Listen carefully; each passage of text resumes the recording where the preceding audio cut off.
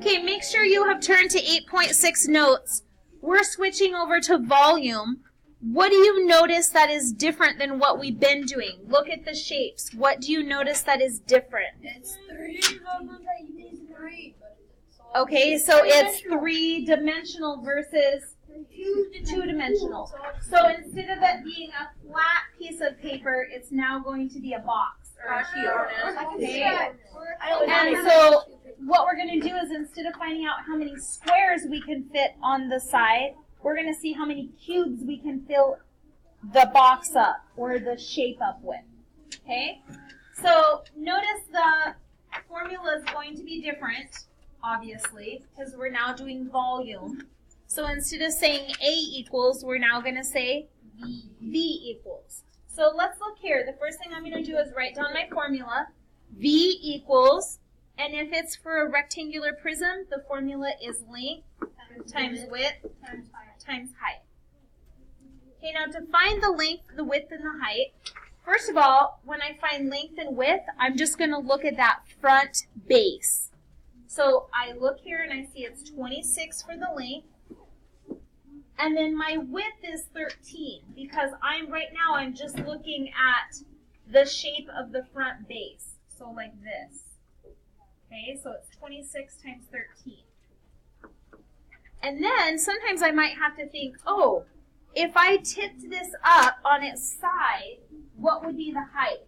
So when I find the length and the width, I'm like the length and the width. And then if I tipped it up, what was the height? 13. And that would be 11. Okay, because my height, this was already my width of my base, my front base rectangle. Okay, so now let's do our math. 26 times 13 times 11. You can definitely use a calculator when you're using these formulas. So use your calculator. What's 26 times 13 times 11? For the volume of this prism. 3,208. 3,208? No, 3,718. No. Yeah, 3,718. I checked it. Yeah, it's 3,007. Okay, so I'm hearing my final answer is 3,718. Yes. And let's look for our label. Notice there's inches, so it's going to be inches cubed because it's 3-dimensional. Oh. Okay? So 3,718 inches cubed because it's 3-dimensional. All right, the first thing I'm going to do is write down my formula. V equals, what's volume of a prism? Length times width. Length times width times height. So let's look at the front triangle. That's the base of that, not triangle, the rectangular prism. So let's look at the rectangle at the base, which is at the very front there. What is the length? 9. The width? 2. 2. And then look at the height of the prism. How far does it go back? 9. Okay, so 9 times 2 times 9. Volume equals? 162. Has anyone verified that? Verified? Verified. And we're going to add centimeters cubed. 62. Okay, let's go to number 2. I want you to write down the formula. Volume equals length times width times height. And I want you to fill in the numbers and solve it, and then we'll check back. Okay, did you notice on number 2 that this was a cube? So all of them are going to be the same. The length, the width, and the height are all going to be 4. So 4 times 4 times 4. Volume equals 64 inches cubed. Excellent. Let's do our next one. Volume equals length times width times height. So remember, I'm looking at my base. So I have 2 times 1. And then notice my height of my entire prism will be 5. So my volume equals 10 feet cubed. Yes? I have a question. So, do you know how it's like 1 times 2 times 5 in that order? Do you have to have it in that order? If you do 5 times 1. Okay, so this is a very good question. He said, does it have to be in that order? The order, Mackenzie, does not matter because I'm multiplying, I can multiply them in any order. What does matter is that you can recognize what is the height, what is the width, what is the length. Because if you can't recognize those things, later on, it could throw off your answer. You might pick something that's wrong. So you should get used to trying to identify where each of them go so you're good at it. Okay, but that's a good question. Okay, so those of you that have a binder in front of you, or you can just look at mine, I want you to notice, remember when I showed you the Kleenex box? At the end of a Kleenex box, you see a rectangle, okay? And it's a prism because it has a rectangle on one end and a rectangle on the other end, okay? With a triangular prism, it's the same. It has a triangle on one end, and on the other end, it also has a triangle, okay? So these are called the bases. Base, okay? Now, I'm pointing this out to you because on a triangular prism, you'll see that there's a triangle here. There's a triangle on the other end. We're going to have to find the area of the base, and then we'll have to flip it to find the height. The height is from one base to the other. Okay? So, you'll notice up here, it says volume equals big B times H. What does that big B represent? Okay, so notice right here, this has a capital B, okay, for the base. And previously we've been using base times height, but we had a lowercase b. But when you see the capital B, you're going to have to do something different. That means you're going to have to find the area of the base. And remember how I told you that at the end there was a base, and at the other end there was a base? This is the base of this prism.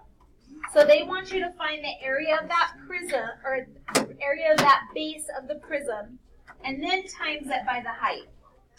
So when I write down volume equals capital B times H, what I'm saying is, in parentheses for the big B, I want this to be 1/2 times base times height, and that goes to the base of the triangular prism. And then I'm still going to times it by the height of the prism, which is the outside of it, right over here. Okay? So let's go ahead and fill in numbers. Okay? Let's look at just the base. The base of this triangle is 3.9.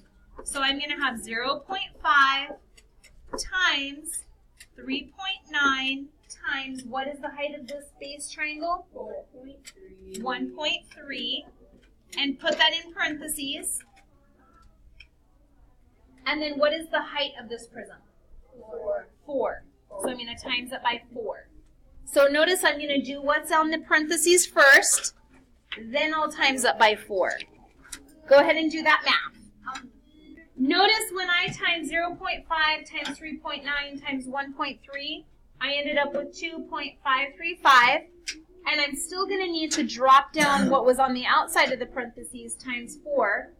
So 2.535 times 4 equals 10.14, and what's my label?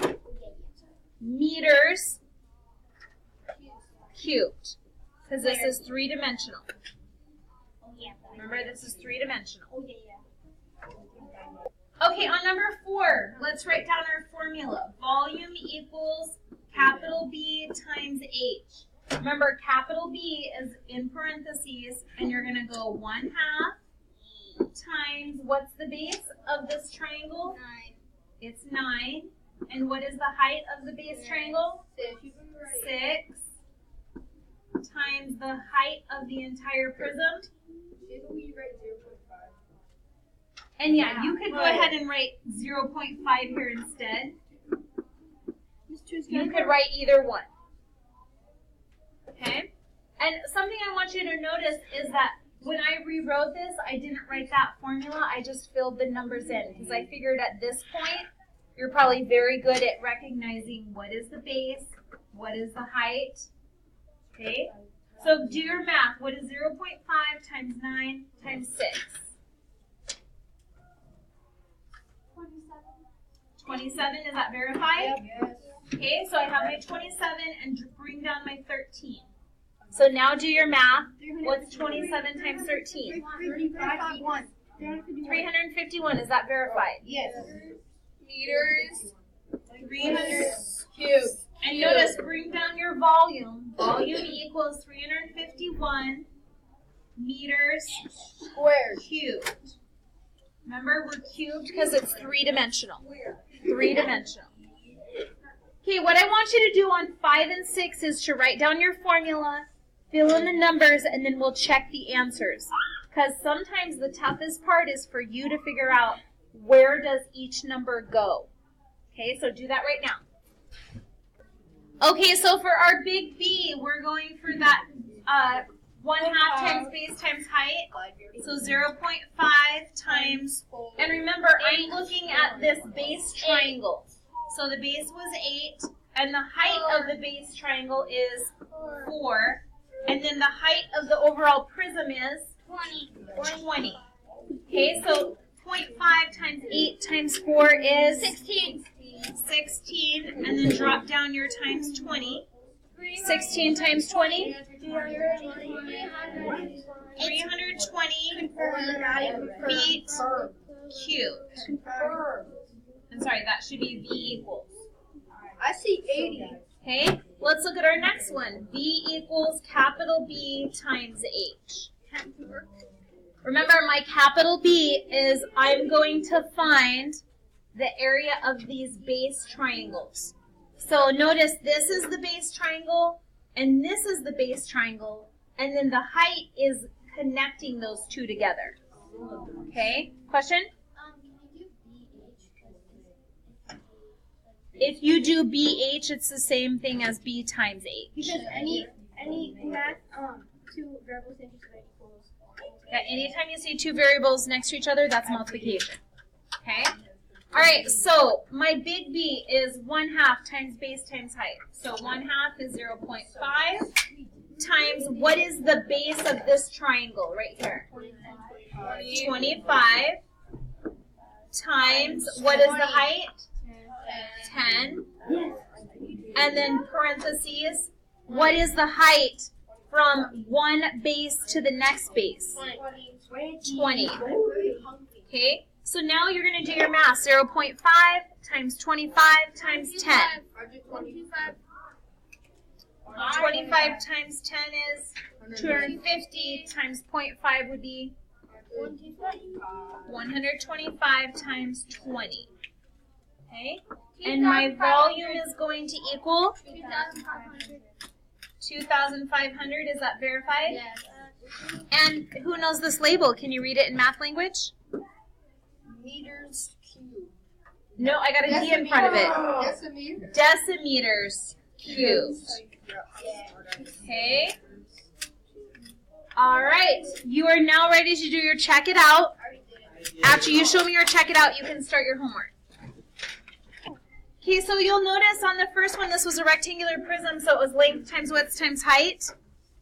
I filled in my length, my width times height, and my volume equals. Notice I have inches cubed.